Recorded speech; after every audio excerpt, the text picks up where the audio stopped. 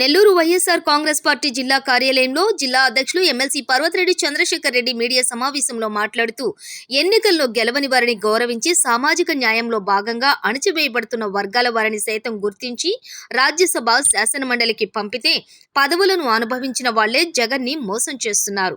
చంద్రబాబు హామీలను అమలు చేయలేక పార్టీ ఫిరాయింపులను ప్రోత్సహించి డైవర్షన్ పాలిటిక్స్ చేస్తున్నారు. అమ్మఒడి ఇప్పటి వరకు ఇవ్వలేదు, ఉచిత బస్సు ఉచిత గ్యాస్ అని చెప్పి ఇప్పటి వరకు ఒక్కటి కూడా అమలు చేయలేదు. నమ్మక ద్రోహం చేసిన వారికి భవిష్యత్తు ఉండదనే విషయాన్ని పార్టీ మారేవాళ్లు గుర్తుపెట్టుకోవాలి. పెద్దలు బల్లి దుర్గాప్రసాద్ ని టీడీపీ నిర్లక్ష్యం చేస్తే 2019లో జగన్ టికెట్ ఇచ్చి ఎంపీగా గెలిపించుకున్నారు. ఆయన మరణానంతరం బల్లి కళ్యాణ్ చక్రవర్తికి ఎమ్మెల్సీ ఇచ్చారు. అలానే బీరా మస్తాన్ రావుని గౌరవించి పార్టీలో చేరగానే ఎంపీగా అవకాశం ఇచ్చారు. అధికారం కోసం నేడు వారు పార్టీ మారాలనుకోవటం దారుణం. టీడీపీ నిర్లక్ష్యం చేసిన వారిని జగన్ హక్కున చేర్చుకుని పదవులు ఇస్తే వాళ్లే ఇప్పుడు జగన్ ని మోసం చేస్తున్నారు. ఏ ఉద్దేశంతో వీరు పార్టీలు మారుతున్నారో చెప్పాలి. రాజకీయాల్లో ఉన్నంత కాలం నేను జగన్తోనే ఉంటాను. గత వారం రోజుల నుంచి అందరూ కూడా గమనిస్తూనే ఉన్నారు. ప్రధానంగా పెద్దల సభ అంటే కేంద్ర స్థాయిలో అయితే రాజ్యసభ, రాష్ట్ర స్థాయిలో శాసన మండలి, ఇక్కడ అందరూ కూడా కొంత గౌరవ మర్యాదలు కలిగినటువంటి సమాజంలో పెద్దలైనటువంటి వారిని ప్రజాస్వామ్యంలో డైరెక్ట్ ఎలక్షన్స్లో కంటెస్ట్ చేసి గెలవలేనటువంటి ఒక పెద్ద మనుషుల్ని రాజ్యసభకు కానీ ఇటు కౌన్సిల్కి కానీ పంపించడం ఆనవాయితీగా జరుగుతూ ఉంటుంది. మరి అలాంటి పరిస్థితుల్లో పెద్దల సభలో ఉన్నటువంటి సభ్యులే వారికి ఉన్నటువంటి గౌరవాన్ని పక్కన పెట్టి ఇటీవల కాలంలో వారు పార్టీలు ఫిరాయిస్తున్నటువంటి తీరు ఏదైతే జగన్మోహన్ రెడ్డి గారు ప్రధానంగా నమ్మి వారందరికీ కూడా ఒక అవకాశం ఇచ్చినప్పుడు, పార్టీ వారిని గౌరవించినప్పుడు అలాంటి పార్టీకి మోసం చేస్తూ జగన్మోహన్ రెడ్డి గారికి అన్యాయం చేస్తూ ఈరోజు పార్టీ ఫిరాయించడం అన్నది ప్రజలందరూ కూడా అసహించుకుంటా ఉన్నారు. మరి ప్రధానంగా చంద్రబాబు నాయుడు గారు ఎలక్షన్స్కి ముందు అనేక హామీలు ఇచ్చారు. మీరందరూ కూడా గమనించే ఉంటారు.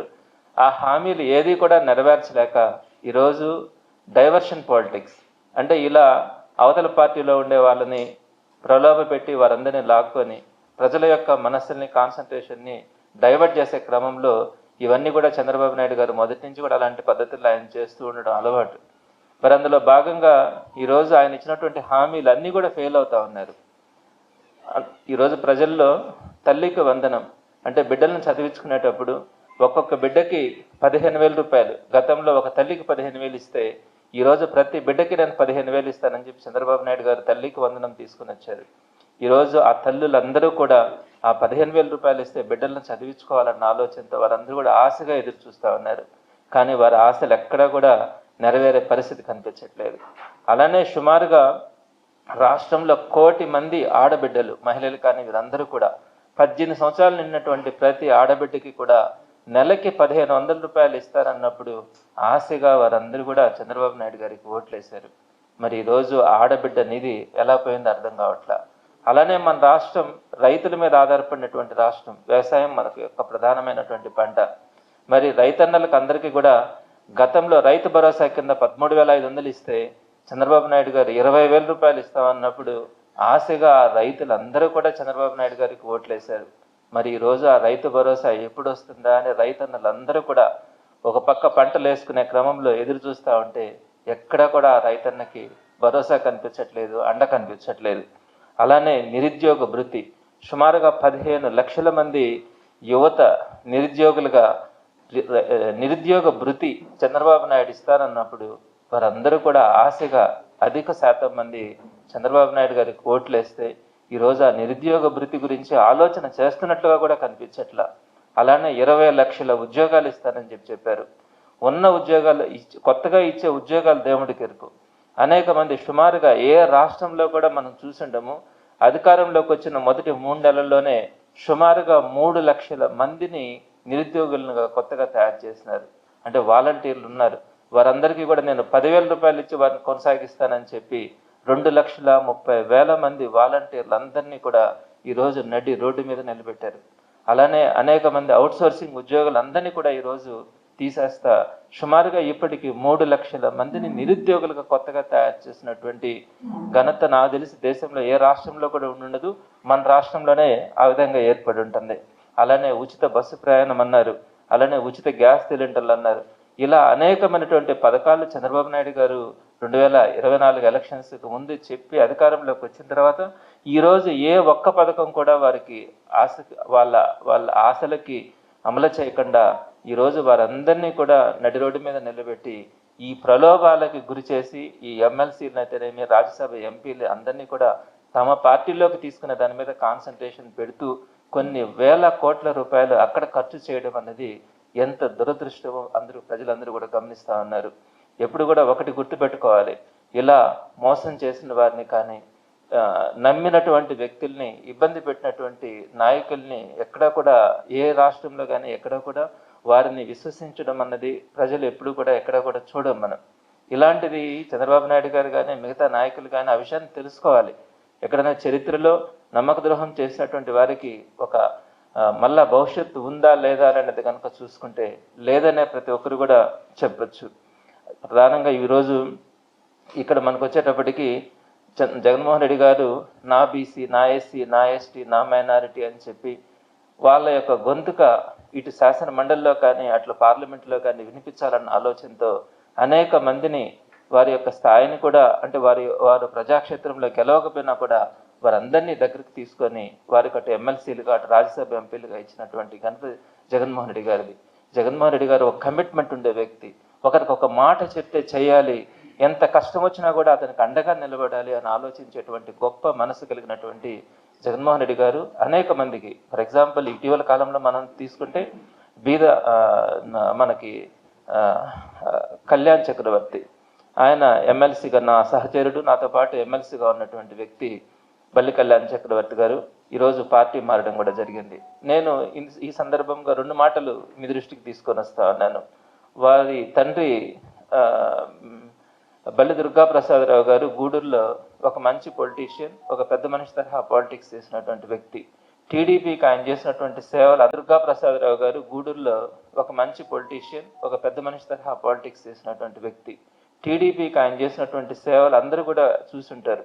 సుమారుగా 30 సంవత్సరాల పాటు ఆయన టీడీపీకి సేవలు చేసినప్పుడు 2019 ఎన్నికలకు ముందు ఆయన టీడీపీ ఏ విధంగా కూడా పట్టించుకోకుండా ఆయన్ని నిర్లక్ష్యం చేసినప్పుడు 2019 ఎలక్షన్స్కి కరెక్ట్గా 1 నెల రోజుల ముందు జగన్మోహన్ రెడ్డి గారు ఆయన యొక్క దుర్గాప్రసాదరావు గారి యొక్క సేవల్ని గుర్తించి దగ్గరకు తీసుకొని ఆయనకి ఎంపీ టికెట్ ఇవ్వడంతో పాటు అత్యధిక మెజార్టీతో గెలిపించే విధంగా తిరుపతి ఎలక్షన్స్లో జగన్మోహన్ రెడ్డి గారు క్యాంపెయిన్ చేయడం కూడా జరిగింది. దానివల్ల దుర్గాప్రసాదరావు గారు సుమారుగా 2.5 లక్షల ఓట్ల మెజార్టీతో ఆయన గెలవడం కానీ ఎంపీ కావడం కూడా జరిగింది.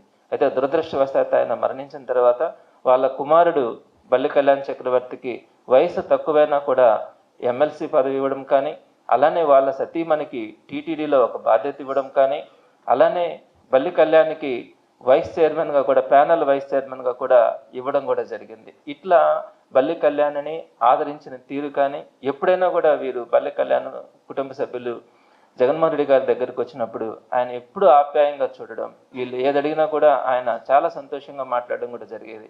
అలాంటి పరిస్థితుల్లో ఈరోజు అధికారం కోల్పోగానే వెంటనే పార్టీని ఫిరాయించడం అన్నది అంత గౌరవం కాదేమోనని నేను ఆయనకి సూచిస్తా ఉన్నాను. అలానే బీదా మస్తాన్ రావు గారు, ఆయన ఒక పెద్ద మనిషిగా నాకు ఆయన అంటే కూడా చాలా గౌరవం. కానీ 2019 ఎన్నికల్లో ఆయన టీడీపీ తరఫున కంటెస్ట్ చేసిన తర్వాత టీడీపీ ఓడిపోయిన తర్వాత టీడీపీ సుమారుగా 20 సంవత్సరాల పాటు బీదా మస్తాన్ రావు గారు పనిచేస్తున్నారు. అలాంటిది 2019లో టీడీపీ ఓడిపోయిన తర్వాత వైఎస్ఆర్సీపీ గెలిచిన తర్వాత ఒక బీసీలో ఒక మంచి లీడర్గా బీదా మస్తాన్ రావుని ఎలివేట్ చేయాలన్న ఆలోచనతో జగన్మోహన్ రెడ్డి గారు బీదా మస్తాన్ రావుని దగ్గరికి తీసుకున్న వెంటనే ఆయనకు రాజ్యసభని ఇవ్వడం కూడా జరిగింది. అలా ఆయన్ని ఎలివేట్ చేయడం కానీ, మోపిదేవి వెంకటరమణ గారిని కానీ, మోపిదేవి వెంకటరమణ గారు కూడా జగన్మోహన్ రెడ్డి గారు ముందు రాజశేఖర రెడ్డి గారు ఆయనకు మంత్రి పదవి ఇవ్వడం కానీ, అలానే ఆయన 2019 ఎన్నికల్లో ఓడిపోయిన తర్వాత కూడా జగన్మోహన్ రెడ్డి గారు ఆయనకి ఎమ్మెల్సీ ఇచ్చి మంత్రి పదవి ఇచ్చి ఆ తర్వాత రాజ్యసభకు పంపించడం కానీ, ఇలా అనేకమైనటువంటి పదవులు మోపిదేవి వెంకటరమణ గారికి ఇచ్చారు. అలానే పోతుల సునీతమ్మకి, ఆమెను కూడా 2019 ఎలక్షన్స్లో టీడీపీ తరఫున కంటెస్ట్ చేసిన తర్వాత ఓడిపోయిన తర్వాత మన పార్టీ అధికారంలో వైఎస్ఆర్సీపీ అధికారంలోకి వచ్చిన తర్వాత ఆమెను దగ్గరికి తీసుకోవడం కానీ, ఆమెకు ఒక ఎలివేషన్ ఇవ్వడం కానీ, ఎమ్మెల్సీగా ఆమెను కొనసాగించడం కానీ, ఇవన్నీ కూడా మీరు గమనించినట్లయితే జగన్మోహన్ రెడ్డి గారి ఆలోచన ఒక్కటే, బీసీ, ఎస్సీ, ఎస్టీ, మైనారిటీల్లో ఎవరైనా ఒక మంచి లీడర్స్ ఉన్నారంటే వారిని దగ్గరికి తీసుకొని వారికి అనేకమైనటువంటి పదవులు ఇచ్చి వారి యొక్క గొంతుని, ఆ సామాజిక వర్గాల యొక్క గొంతుని చట్టసభల్లో వినిపించేలాగా వారిని ప్రోత్సహించినటువంటి తీరు అద్భుతం అని చెప్పాలి. ఎప్పుడు కూడా చంద్రబాబు నాయుడు గారు కానీ తెలుగుదేశం ప్రభుత్వంలో కష్టపడిన వాళ్ళకి సరైనటువంటి ప్రాధాన్యత ఉండదని వాళ్ళే చెప్తా ఉంటారు, ఆ పార్టీ వాళ్ళే చెప్తా ఉంటారు. అలాంటిది వైఎస్ఆర్సీపీలో ఒక్కసారి కనుక జగన్మోహన్ రెడ్డి గారితో కమిట్ అయితే, జగన్మోహన్ రెడ్డి గారి దగ్గరికి ఒక మంచి లీడర్ అని గుర్తింపు తెచ్చుకుంటే వారికి ఇస్తున్నటువంటి ప్రోత్సాహం అద్భుతం. సో ఆ క్రమంలోనే వీరందరినీ కూడా జగన్మోహన్ రెడ్డి గారు ఎలివేట్ చేసిన తర్వాత ఈరోజు వీరందరూ కూడా అధికారం పైన కేవలం 3 నెలలకే ఈరోజు వీరందరూ కూడా పార్టీ మారుతున్నటువంటి తీరు. కానీ వీరు జగన్మోహన్ రెడ్డి గారి గురించి ఒక్క మాట చెప్పగలరా? జగన్మోహన్ రెడ్డి గారు వీరందరినీ కూడా ఎంత చక్కగా, ఎంత ఆదరించినారు, ఎంత వీరందరికీ కూడా ప్రోత్సహించినారు అన్నది వాళ్ళ మనస్సాక్షికి తెలుసు. మరి అలాంటిది ఈరోజు ఎలాంటి సమయం లేకుండా కేవలం 3 నెలలు కూడా తిరగకముందే అధికారం కోల్పోయిన తర్వాత ఆ పార్టీని వదిలిపెట్టి ఈరోజు వీళ్ళందరూ కూడా పార్టీ మారుతా ఉన్నారంటే ప్రజలు ఏ విధంగా వీళ్ళని అర్థం చేసుకోవాలన్నది మీరందరూ కూడా గమనించాలి. అదేవిధంగా కొంతమంది ఎమ్మెల్యేలుగా గెలిచిన తర్వాత కొంతమంది అధికార పార్టీలోకి మారుతారు. వాళ్ళు చెప్పేటువంటి ప్రధానమైనటువంటి కారణం ఏంటంటే, మేము మమ్మల్ని గెలిపించినటువంటి ప్రజలకి మేము సేవ చేయాలన్నా, మా ప్రాంతం యొక్క అభివృద్ధికి అధికార పార్టీ సహకరించాలన్నా మేము పార్టీ మారాల్సి వస్తుందని చెప్పి చాలామంది చెప్తా ఉంటారు. సరే, వాళ్ళు చెప్తారు. వీళ్ళు ఎమ్మెల్సీలుగా, రాజ్యసభ ఎంపీలుగా ఉన్నప్పుడు వీళ్ళని ఏ ప్రజలు ఎన్నుకున్నారు? ఏ ప్రాంతం యొక్క అభివృద్ధి కోసం వీళ్ళు పార్టీలు మారుతా ఉన్నారు? దీనికి సమాధానం చెప్పగలగాలి. ఎందుకు పార్టీ మారుతున్నారు? ఏ ఉద్దేశంతో పార్టీ మారుతా ఉన్నారు? ఏ ప్రాంత అభివృద్ధి కోసం పార్టీ మారుతా ఉన్నారు? ఏ ప్రజల యొక్క అభివృద్ధి కోసం, ఏ ప్రజల యొక్క సంక్షేమం కోసం వీళ్ళు పార్టీలు మారుతా ఉన్నారు అనే సమాధానాన్ని వీళ్ళు చెప్పగలిగితే తప్పకుండా ఎట్లాంటి ఆన్సర్ కూడా వాళ్ళ దగ్గర నుంచి వచ్చే పరిస్థితి ఉండదు.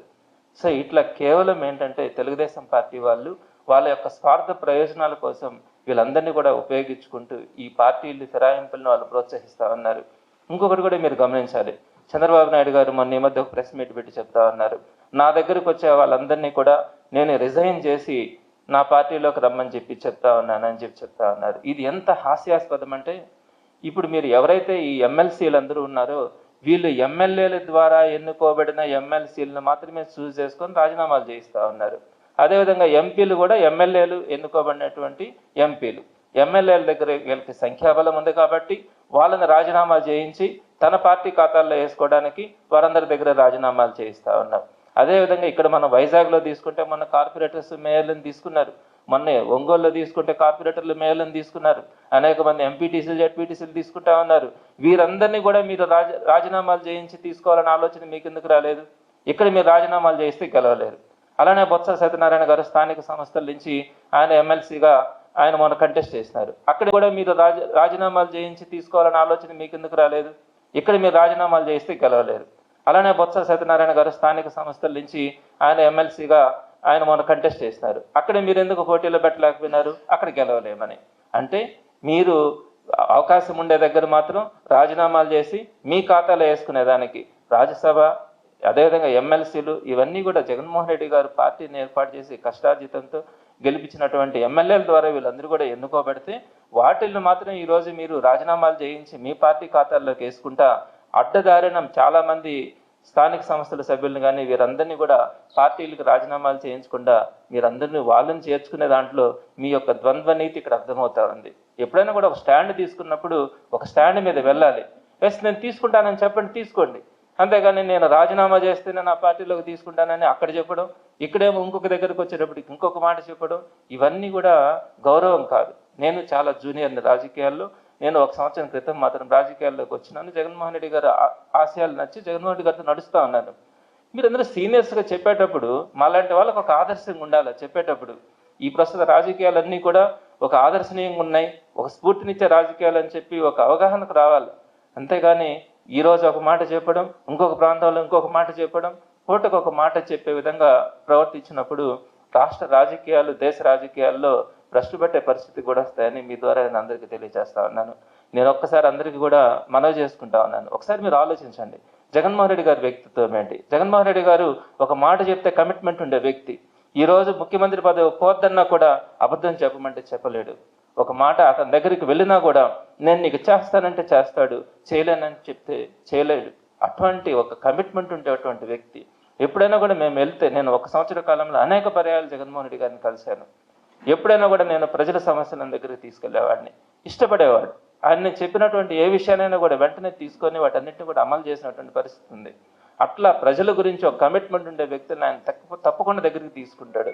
అలాంటి ఒక లీడర్ దగ్గర పనిచేసే అవకాశం కలిగినందుకు నేను ఎప్పుడు కూడా భగవంతునికి నాకు ఒక మంచి జన్మనిచ్చినాడని అనుకుంటాను.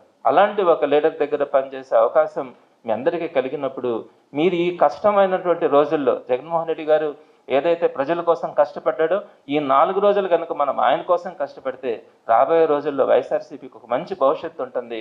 ఆ భవిష్యత్తులో ఆయన నమ్ముకున్నటువంటి ప్రతి ఒక్కరికి కూడా ఒక మంచి అవకాశం ఉంటుంది. అలా కాకుండా ఆయన అధికారం కోల్పోయిన కేవలం 3 నెలలకే మనమంతా పార్టీలు మారి ఆయనకు ద్రోహం చేసే పరిస్థితికి ఏర్పడినప్పుడు తప్పకుండా ప్రజలు కూడా రేపొద్దున ఏ ఒక్కరిని విశ్వసించే పరిస్థితి ఉండదని నేను మీ ద్వారా తెలియజేస్తా ఉన్నాను.